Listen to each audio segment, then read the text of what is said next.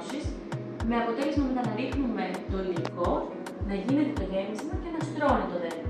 Άρα, σε πρώτη φάση νιώθεις και ακούς τα απλά κράκ. Τέλεια. Δεν φοβάσαι, είναι απολύτως φυσιολογικό. Λίγο μπορεί να το αισθάνεσαι σαν πίεση. Μόνο αυτό. Όταν αρχίσει και πέφτει το υλικό, δεν τρομάζεις, το νιώθεις σαν έντονη πίεση. Δεν είναι πόνος ακριβώς.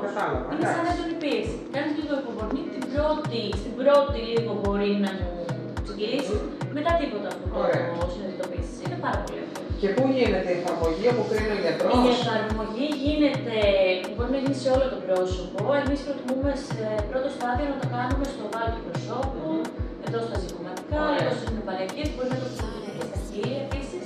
Να φτιάξουμε λίγο το κάτω χείλος. Μπορούμε να κάνουμε πηγούνι, το οποίο μπορεί να κάνει ένα τρομερό αποτέλεσμα, γιατί σε σχέση με το ηλιολογικό είναι πιο φυσικό, αλλά δεν θα σου κάνει πάρα πολύ έντονο. Ρήτιδες καπνιστού, μάτια.